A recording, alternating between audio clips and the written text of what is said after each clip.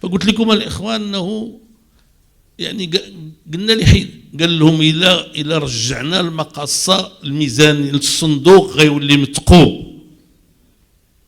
فهذا الشيء كله اللي كيروج الآن والإصلاح ديال الضرائب كل هذا الشيء بديته أنا. وجا السي سعد الدين من بعد الله يجزيه بخير كمل داك الشيء اللي يقدر يكمل عليه تيولى وجا هذا السي هذا السي عزيز. ف حنايا الإخوان ديالنا المحترمين هذا الشيء اللي قالت الأخت الحمد لله الأستاذة فتحاوي وهذا المرور ديالكم وهذا الرجوع ديالكم اليوم باش تسمعوا لي عنده واحد المقتضى. شنو هو هذا المقتضى؟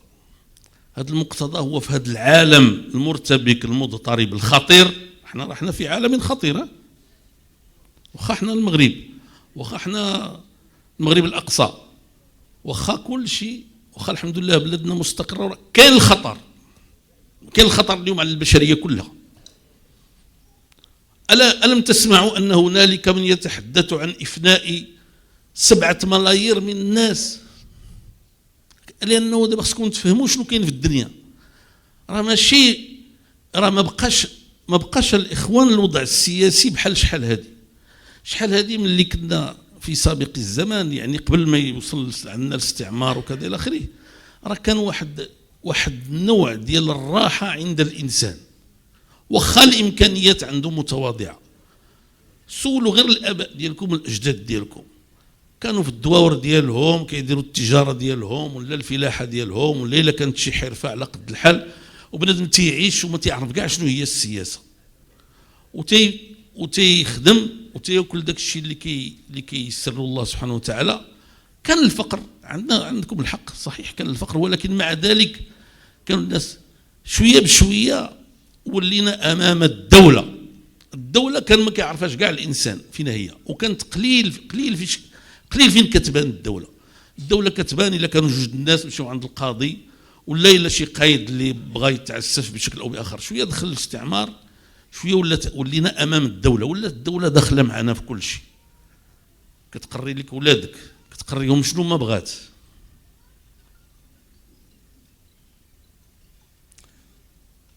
الصحه ديالك، الثمن ديال الخبزه ديالك، يعني السكن ديالك، الرخصه ديالك، كنتي قبل كدير في حياتك اللي بغيتي. ولا ضروري على المواطن يهتم بالدوله، يهتم شنو كدير، لانه داك الشيء كله كيرجع عليه هو. اليوم ما بقاتش الاخوان دابا الدوله ديالنا بوحدها بيننا وبينها، لا، اليوم الاخوان ولات الهيمنه العالميه.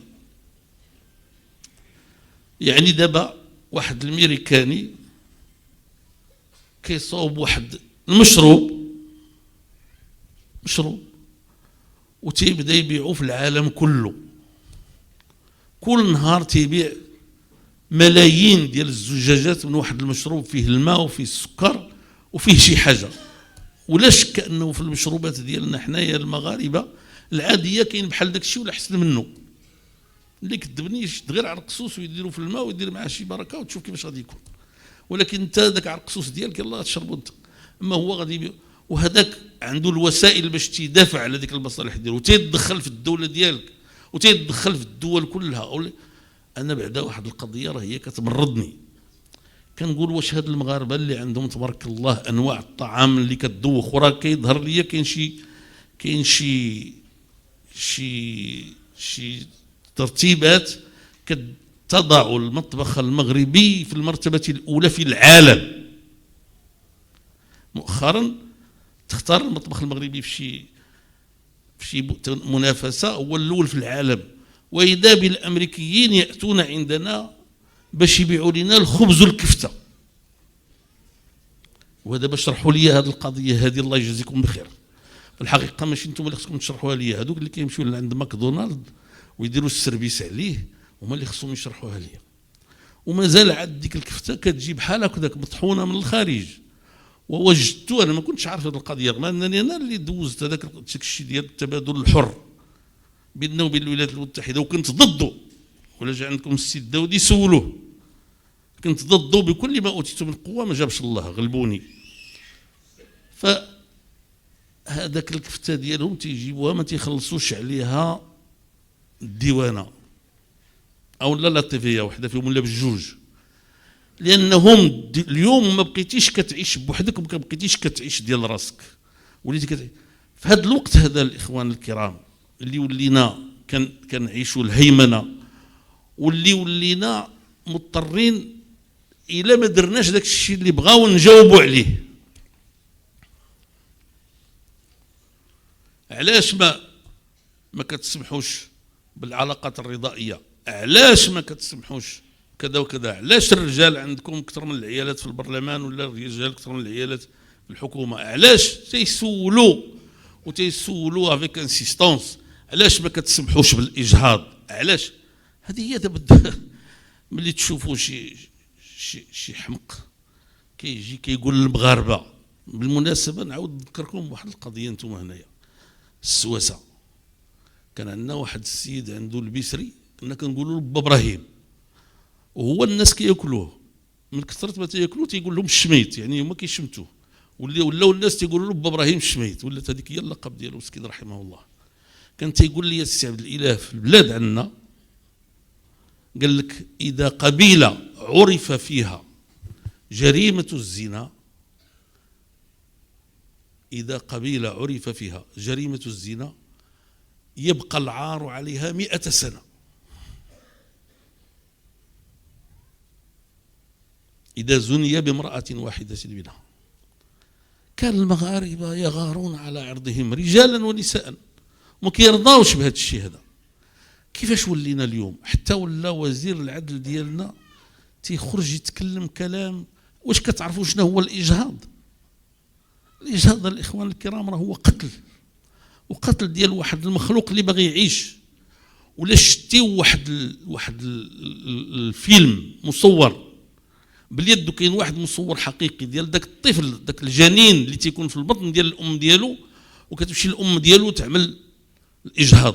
كيفاش مسكين تيهرب، لان اش كيديروا له باش يديروا الاجهاض؟ تيدخلوا للقط وكيقطعوه طرف طرف كيخرجوه. كيجيو تيسولوك علاش ما تسمحش، لانه بالنسبه اليهم الفهم ديالهم لهاد الدنيا هذه هو انه خاصك تسمح للرجل وتسمح للمراه يعملوا اللي بغاو، حتى الامور التي فيها اجرام، لان هذاك الجنين لو كان خليتيه غادي يتزاد وغادي يكبر وغادي يقدر يكون منه رجل صالح، فهمتي ولا؟ ويقدر ما يكونش رجل صالح او امراه صالحه او ما يكونش امراه صالحه، ولكن انت ما عندكش الحق باش تقتله الا في حالات اللي كينص عليها الفقه واللي كينص عليها القانون. فاحنا ولينا في هاد الظروف هذه الاخوان ديالنا، وهذا الشيء اللي كنشوفوه في فلسطين واللي كنشوفوه هذاك حق ديال الامه ديالنا علينا، وحق وحتى اوكرانيا. حنا ما باغيينش الحرب ديال اوكرانيا. الحرب ديال اوكرانيا النهار اللي جات انا بديت كنغوت بالله وبالشرع، تنقول المغاربه خصهم يردوا البال ويحسبوا راسهم ويجمعوا الفلوس، لانه حنا داخلين مرحله مجهوله وحنا فيها. في هذا الوقت هذا حزب العداله والتنميه تيقول المغاربه اللي تلف كيشد الارض. اولا وقبل كل شيء خصنا نرجعوا، لانه دابا انا ما كنتكلمش مع كل شيء المغاربه والسلام، لا، انا كنتكلم مع كل شيء المغاربه، ولكن مع واحد الشريحه اللي كتسمع ليا واللي بغيتها تجاوب معايا الى يسخر الله. خصنا اولا وقبل كل شيء نرجعوا لذاك الشيء اللي جامعنا الاول، اللي حنا كنقولوا تنسميوه المرجعيه الاسلاميه. شو كنعنيو الاخوان بالمرجعيه الاسلاميه؟ والحمد لله ان دابا السمعه ديالكم راه هي كتهرس الحجر، وراه الدوله ديالنا من بعد هادشي كل شيء اللي وقع، وهاد 8 شتنبر وهاد 2021 وهاد المخلوقات اللي جابوا المؤسسات والمسؤوليات، واللي المساكين واحد فيهم عرفتيو غير طلع، راه دابا حيدوه بلا ما نقول لكم السميه ديالو ولا المدينه اللي فيها، غير طلع صفت لرجال الاعمال تيقول لهم قبل ما يجيبوا له الملفات اللي غيوقعهم لهم صيفطوا الفلوس نزروه. واش فهمتوني اش كنقول لكم؟ بلا ما نقول لكم راه يلا حيدوا لانه الدوله يمكن ما عجبهاش العداله والتنميه، يمكن هذا حقها، اذا ما عجبناهمش هذا ما عندنا ما نديرو. حنا هكذا خلقنا الله، واحد النهار قال لي واحد السيد، قال لي واحد الصحفي امريكي فرنسي او امريكي، قال لي ولكن الملك ما كيبغيكمش قبل ما نكون رئيس ديال الحكومه. قلت له عنده الحق. قال لي كيفاش؟ قلت له لان ما كيبغيناش لانه ما كيعرفناش، ولكن النهار اللي غادي يعرفنا ان شاء الله الرحمن الرحيم غادي يبغينا. حنا كنبغيوه والحمد لله اللي كنعتقد انه هو كيبغينا. لانه وعلاش ما غيبغيناش؟ شنو درنا حنا لبلادنا؟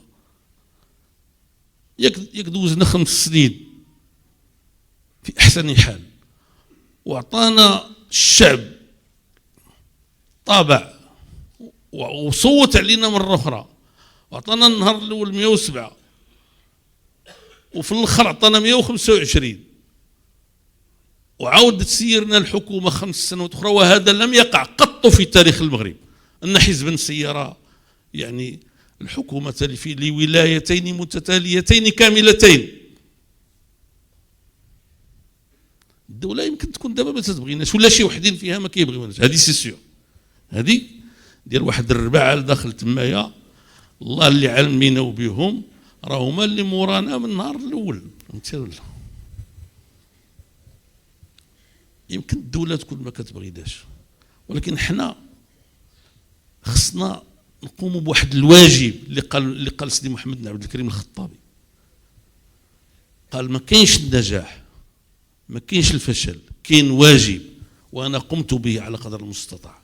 الواجب ديالنا الاخوان ديالنا هو اولا وقبل كل شيء نلتزموا ونستقموا على منهج الله، لانه في هذا الشيء كله في الاخر النجاة الحقيقية هي النجاة مع الله، والهلاك الحقيقي هو الهلاك مع الله.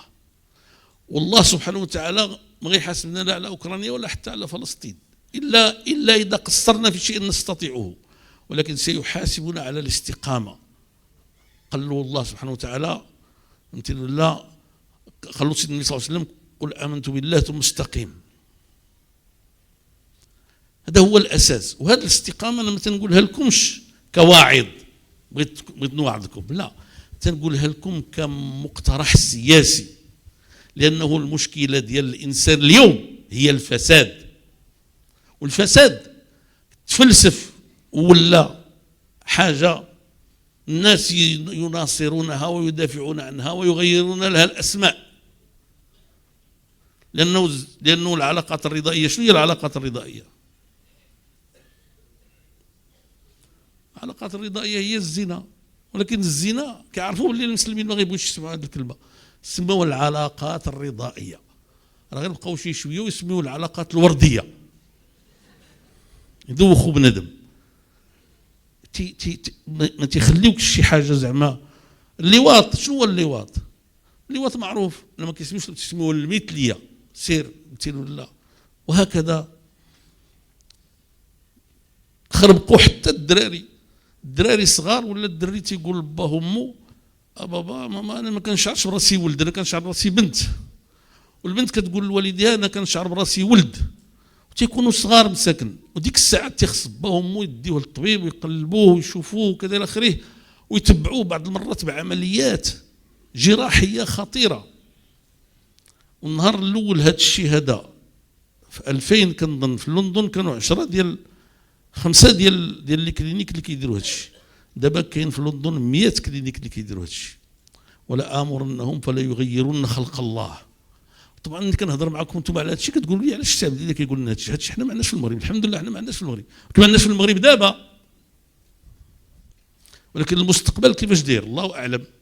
فكنقول لكم باش تنتبهوا، وتنقول لكم باش تفهموا بلي هذه المرجعيه هي الضمانه ديالكم باش تكونوا مستقيمين، والحمد لله كنتيو مستقيمين. وسيرنا الحكومه مرتين، وسيرنا العدد ديال الجماعات من 2009 كان عندنا 50 جماعه، و2015 كان عندنا 200 جماعه، والحمد لله الى حد الان بقات السمعه ديالنا كتشق الحجر، والى حد الان لم تقع الادانه ديال اي رئيس ديال الجماعه ديالنا بالفساد. ربما يكون اخطا ولا اختلاس الاموال ولا طاح شي رئيس جماعه، فهمتيني ولا لا؟ كلهم كملوا المده ديالهم. طبعا شي مره كيتجبد شي واحد طبيعه الحال، في الغالب المحاكم تتبرؤوا، لانه الحمد لله هادو ناس واخا تكون عزيزه عليهم الدنيا، راه ما جاوش باش ينهبوا ولا باش يختلسوا. تيقدر يوقع خطأ في التسيير، تيقدر يوقع يعني ما يسمى بالتبديد، يعني شي حاجه في عوض ما تشريها 100 درهم كتشريها ب 200 درهم، الى هذه اخطاء. ولكن الحمد لله الى حد الان مازال يعني السمعه ديال العدل، والناس دابا كيعرفوا هذا الشيء، والدوله كتعرف هذا الشيء، وكتشوف باللي مع بحال هادو اللي كاينين دابا هذا الشيء ماشي للبيع. لانه يمكن لك تجيب شي واحد يخدم معاك وتشوفه معقول يكون ما كيعجبكش، تقول هذا في صداع، كل مره غادي يصلي كيخلي الخدمه يمشي يصلي، ما نعرف شنو تيقول لك، لا ما ديرش التوجيهه المعلم، دير بحال الفوق بحال التحت، هادشي كتقول انا شداني لهذا، نجيب شي واحد اخر، كتخرجو كتجيب شي واحد اخر كتلقاه كيدي ليك كيغش غتبقى تفكر تتعيط تقول اللهم هذاك الاول نصبر على الصداع ديالو، فهمتيني ولا لا، ولا نجيب هذا، فهمتيني ولا لا. اولا السمعه ديالك ما غتبقاش. فهذا الشيء اللي وقع لنا مع بحال هاد الناس. شي واحد قال لهم نحن متساوون في محاربه الفساد. متساوون؟ انتم تشجعون الفساد ونحن نحارب الفساد. هذا الشيء اللي كاين. وجبتيوا لنا الناس اللي هذا الشيء، اعطيونا الدليل اللي انتم فيكم ناس اللي في المستوى، وخليونا من تضارب المصالح وخليونا من هذا الشيء كله. فلهذا الاخوان ديالنا احنا في العداله والتنميه ملي كنتكلموا على الاستقامه تنتكلموا على الاستقامه كشيء هو الاساس ديال الصلاح ديال الحياه. تكون راجل، امراه، اسره، يعني شركه، دوله، شو ما بغيتي، هذا هو النجاح الحقيقي ديال الحياه. وثم تنقولوها كمناعه، لان الاخوان اللي كيعيش في الزمن اللي بحال هذا، اللي كيشوف هذه العجائب والغرائب اللي محيطه بنا من كل جانب، كيخصو يوجد شكون من بعد الله كاين عند هذه البلاد من غير الابناء ديالها الصالحين المستقيمين، يكونوا في العداله والتنميه ولا في جهه اخرى. وحنا كحزب العداله والتنميه تنقولوا حنايا خصنا نكونوا عنصر مناعه في المجتمع، نأمر بالمعروف وننهى عن المنكر ونؤمن بالله.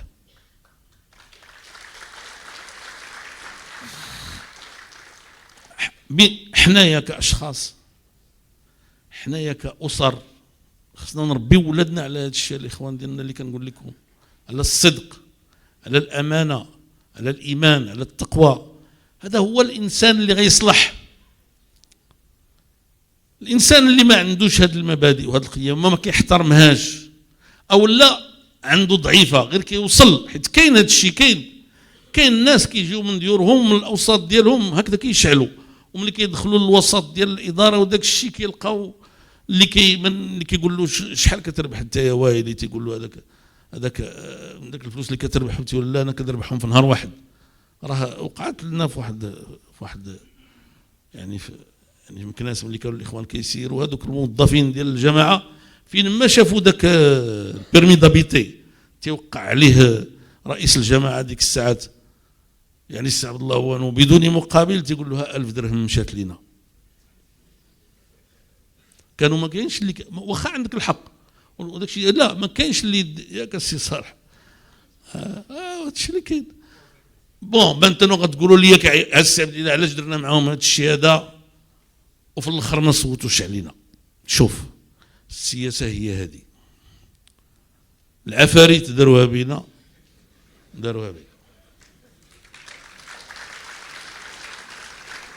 الاخوان ديالنا اللي كانوا كيسيروا عملوا اخطاء اللي برات هذا الشيء، ملي كنا حنا يعني مقادين مع ريوسنا مع الجلده ديالنا، راه من 107 نقصنا ل 125، دابا هودنا ل 13 شي بس ما كاين، ياك غير 13، ياك حنا الاخرين في البرلمان، حنا المجموعه النيابيه الاخيره ياك الثامنين، حنا الثامنين.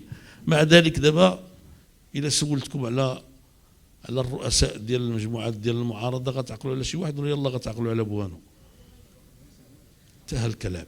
دابا اللي الناس كيعرفوه في المغرب كيعرفوا يعني الاحرار لانه هما اللي كيحكموا، وتيعرفوا العداله والتنميه لان كيبان لهم هما اللي كيعارضوا شويه التقدم الاشتراكيه. عندكم تقلقوا لنا الاخوان ديال التقدم الاشتراكي. لا حتى انتم كتبذلوا مجهود الله يجزيكم بخير. فاحنا الاخوان هذه هي المساله الاولى اللي كنوصيكم بها، وكنتمنى تكونوا فهمتيوني. وحنايا في الحزب باقيين مقصرين، خصنا هذا الكلام اللي كنقولوه خصنا نشرحوه. واش دابا ملي كنتكلموا حنا على الاستقامه تنتكلموا على اللحيه؟ اللحيه حنا ماشي ضدها، بالعكس اللحيه سنه، ولكن ماشي عليها كنهضروا، وماشي على القميص كنهضروا، وماشي تنتكلموا على الاستقامه اللي محتاجه لها البشريه اليوم. الاستقامه في الاخلاق، الاستقامه في الصدق، الاستقامه في الامانه، الاستقامه في الصدع بالحق. لان واحد القضيه دابا غتبقاو تقولوا مع راسكم كيفاش هذا السي عبد الاله كيهضر كيقول اللي قال له راسو، ما تقولش كلشي تيقول لي راسي، غير شي شويه من داك الشيء. راه الواجب عليكم كلكم تتكلموا، ما تخافوش، راه الخوف من الله سبحانه وتعالى. شي حاجه اللي ما عجبتكمش الا شتيوها ماشي هذيك قولوها، لانه الفساد من حين يسكت عليه يستأسد ويتقدم ويدفع. ما يمكن لكمش تبقاو ساكتين. الشعب المغربي خصو يتكلم ويقول، ولكن يبقى في الاطار ديال المشروعيه، بحال اللي وقع لنا في 20 فبراير. في 20 فبراير ماشي ما كناش متفقين مع الناس اللي خرجوا، كنا متفقين مع الناس اللي خرجوا انه كاين الفساد في البلاد، ولكن قلنا هذا الفساد الا بغينا نصلحوه خصنا نبقاو في الاطار ديال الدوله ديالنا. وتنقول لكم واحد القضيه، عرفتيو فوقاش انا خلصت ثمن ديال يعني النجاح ديالي في الانتخابات والرئاسه ديال الحكومه قبل ما نوصلوا للحكومه؟ النهار اللي وقفنا في وجه تيار واخا كانت نيته حسنه ربما، ولكن كنت تبعناهم كون رحنا دابا الله اللي عالم بينا. النهار اللي وصلنا الحمد لله لرئاسه الحكومه توقفات بحال اللي قالت الاخت الفتحاوي، توقفات الاحتجاجات في المغرب ورجع المغرب للطبيعه ديالو. وغنقول لكم واحد القضيه، والاحتجاجات اللي كانت في الوقت ديالي واحد العدد منها كان مخدوم، وكانوا الناس كيدفعوا لهم الفلوس، بل قيل لانه كانوا شي وحدين كيهزوهم بالكيران وكيديوهم يباتوا في الداخليات باش الغدا يعاودوا يرجعوا للاحتجاج على عبد الاله بن كيران. ومشاو جابوا الناس من تارودات قال لك باش يحتجوا عليا لان واحد السيد يعني مزوج بواحد السيده انتحرت لانه يعني قالوا بانه اغتصبها، وجات هذيك هي ولات مناسبه باش يحتجوا على عبد الاله بن كيران. ولكن هذا الشيء كله غير الاعيب، الاعيب. اما ملي كيكون الله تعالى كيقول بل نقذف بالحق على الباطل فيدمغه فاذا هو زاهق. اذا كنتي مع جهه الحق هذا هو اللي مهم. المساله الثانيه الاخوان الكرام ديالنا هو انه هذه الحكومه هذه اللي كاينه عندنا دابا خصها تفهم، حيت دابا هذه الحكومه على حساب اللي كيقولوا الاخوان، انا تيجيني هذا الشيء بزاف، وعلى حساب انها وزعت على الناس 95 مليار ديال الدرهم. وغير باش نقرب لكم شويه المعاني، لانه انتم دابا ما عندكم علاقه ب 95 مليار ديال الدرهم ولا مليار ديال الدرهم، ولا انا معكم، ولا مليار ديال السنتيم ولا انا معكم، فهمتيني ولا؟ ولا حتى 100 مليون الراجح، حتى انا زيدوني معكم، غير اطمئنوا.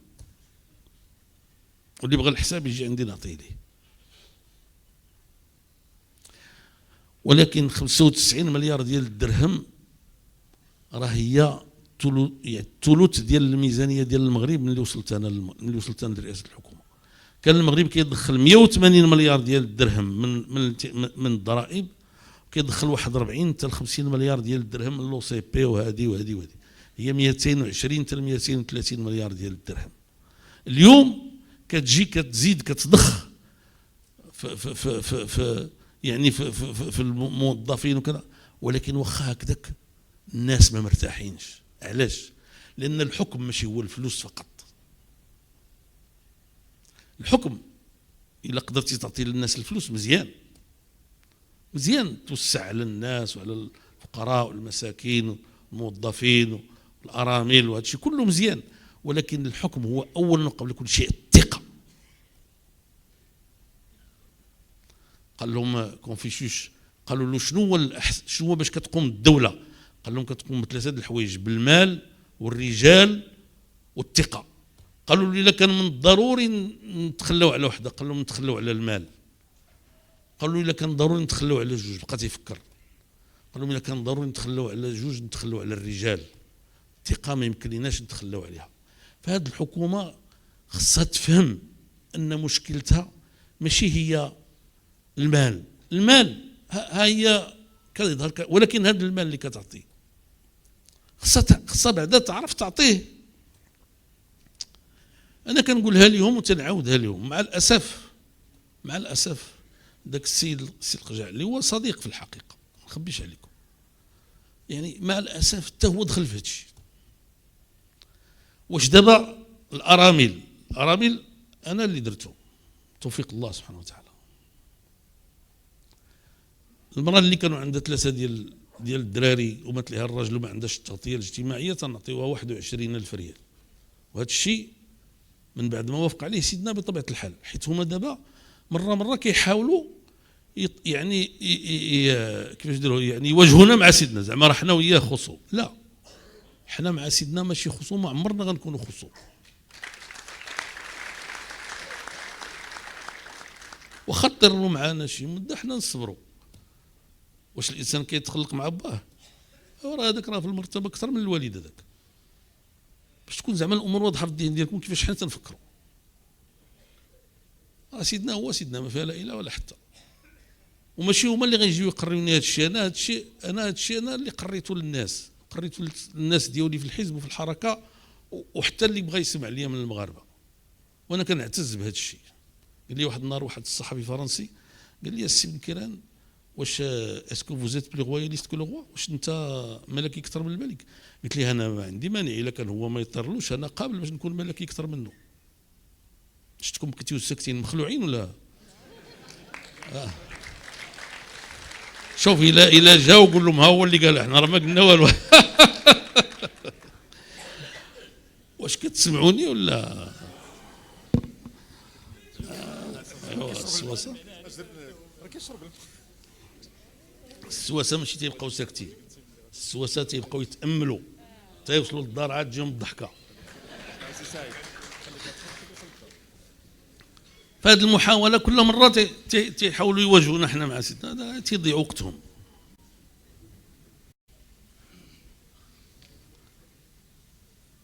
كل حاجه درناها حنايا ملي كنا في رئاسه الحكومه الفضل بعد الله يرجعوا فيها اولا لجلاله الملك، لانه لو كان هو ما بغاش ما غتكونش. ملي كنجيو حنايا كنعطيو الارمله 21,000 ريال وهي ماشي بزاف، او الليله كانوا عندها جوج الوليدات 14,000 ريال، او الليله كان عندها غير وليد واحد كنعطيوها 7,000 ريال. هذا الشيء كله ماشي بزاف. كيجيو هما تيقول لك غنديروا المؤشر. شنو هو المؤشر؟ هو غنشوفوها شحال، واش عندها التليفون، واش عندها بشكليط، واش عندها هذه فات المؤشر ما غنعطيوها والو. ها هي كانت كتاخذ 21,000 ريال ما بقات كتاخذ والو. هذه عندها المؤشر شحال غتاخذ؟ 10,000 ريال. كانت كتاخذ 21,000 ريال ولات كتاخذ 10,000 ريال. دابا هادو شنو خصهم؟ باش يضحكوا علينا او يضحكوا عليكم او يضحكوا علينا كاملين، تيقول لك هاد المراه هادي في 2026 الدراري ديالها غيبداو يشدوا 8,000 ريال على كل واحد، هي 24,000 ريال غتفوت 21,000 ريال. اذا غنحيدوا لها في 23 او لا في 24 وغتبقى بلاش 25 و 24 و 25 وفي 26 غردوا. وهذاك عامين كيفاش غدوزهم؟ ولكن ما عندنا غرض بهذه. علاش؟ هذه امراه ارمله شعبيه ما تعرف دير يعني مظاهره، ما تعرف دير اضراب عن الطعام، ما تعرف دير والو، كتسكت مسكينه وكتمشي كتقول لك رزق الله. ما كيفهموش باللي هذه الطريقه هذه اللي كيديروا تيفقدوا بها المصداقيه عند الشعب والمجتمع. دابا هو المشكل ديالهم شنو هو؟ هو عبد الاله بن كيران. علاش عبد الاله بن كيران دار الارامل والناس هذاك الشيء جاهم كبير، واخا العدد ديال داك الشيء قليل نسبيا، داك الشيء اللي كلف الميزانيه ما كلفش حتى مليار ديال الدرهم، ولكن خص التسميه ديالو تتبع، ما بقاش ولا الدعم الاجتماعي وتخلط داك الشيء كله شعبان مع رمضان ولا فيه يعني كذا الى اخره. قال لهم هذاك السيد رئيس الحكومه، قال لهم الناس اللي عندهم فوق 65 عام ما عندهمش التغطيه الاجتماعيه غنعطيهم 1000 درهم الواحد. اللي عنده فوق 65 عام، الوالده ديالك اللي كان عندها فوق 65 عام ما عندهاش التغطيه الاجتماعيه، هي غيبدا يجيها 1000 درهم. حنا قلنا ملي شفنا هذا الشيء درنا الحساب، لقينا بلي خصو 22 مليار ديال الدرهم باش يعطي هذا الشيء. ملي وصل للحكومه ما عطاش. طيب اسيدي ما عطيتيش ماشي مشكل، اجي عند الناس قول لهم راه ما لقيتش الفلوس كافيين باش نعطيكم. اش مشى كيقول؟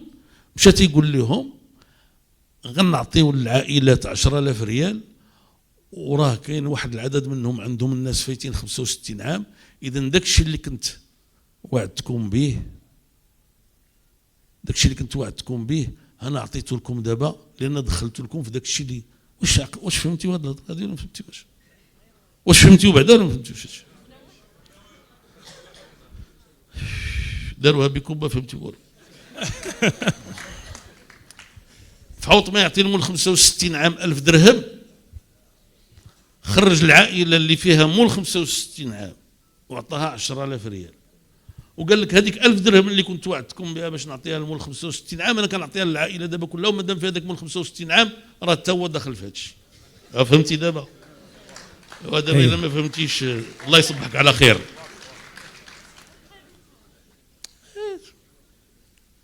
فالناس يعني كيديروا شوف ما كيفهموش. اجي عند الناس قول لهم ما لقيتش هذه الفلوس، سمحوا لي الا تحسنت الظروف نعطيكم، ما فيها والو، غتكبر عند الناس.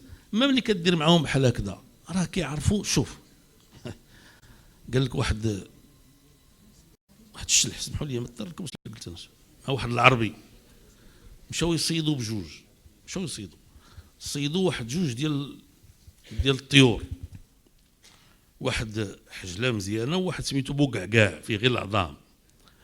هذاك العربي بغى يدير بداك الشلح، قال لي شوف بغيتي تاخذ انت بوقعقاع وناخذ انا الحجله انا موجود، بغيتي ناخذ انا الحجله وتاخذ انت بوقعقاع انا موجود. هذاك الشلح فهم باللي العربي بغى يديرها به، قال لي شوف قول ما تقول انا هاد بوقعقاع ما غاديش ناخذه.